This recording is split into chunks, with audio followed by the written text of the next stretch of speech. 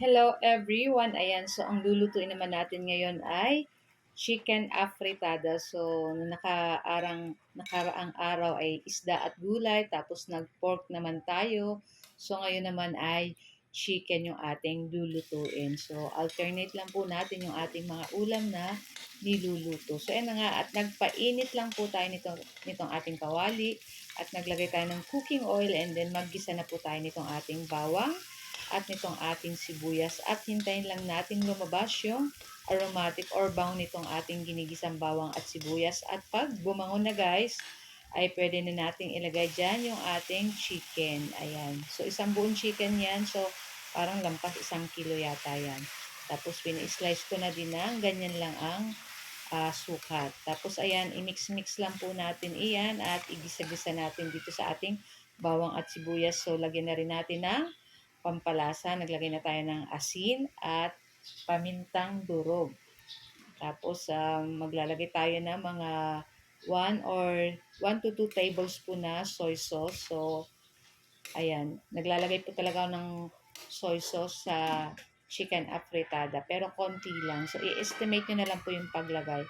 So, yun na nga. At tinakpan lang po natin iyan. And after ilang minuto, inopen natin yung takip at hinalu-halo uli natin. At, syempre, pag luto na or malambot na yung ating chicken, pwede na po natin ilagay dyan yung ating patatas. Kasi yung ating chicken, madali lang pong maluto. Kaya, pwede na nating isabay din yung ating carrot and yung ating patatas. Tapos, ayan, maglagay na tayo ng tomato paste ng mga 1 to 2 tablespoon din.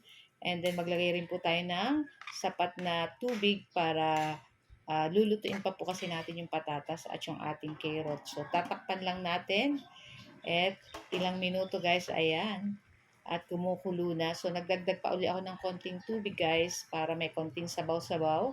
At naglagay tayo ng 1 teaspoon sugar para pang balance dito sa ating nilulutong chicken afritada.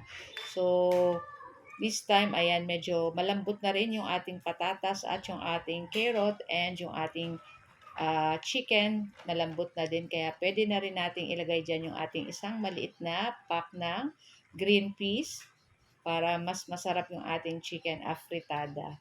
Tapos, isunod na rin po natin dyan yung ating bell pepper. Yung ating bell pepper may green-green at may konting red-red. Isang piraso lang at medyo mahal po ang bell pepper ngayon. Ayan. Tapos, i-mix-mix lang po natin iyan at naku, napakabango na nito guys. And, syempre, isa rin ito sa mga paborito ng aking 3 sons. Ayaw lang nila yung masyadong maraming buto guys. So, ayan na nga at ready to serve na rin to guys. Kaya tara na guys at samahan nyo na rin po kaming kumain itong ating napakasarap na ulam for today's video. Walang iba kundi itong ating chicken afritada. So guys, thank you for watching. Don't forget to like, comment, and share. Bye! Ciao!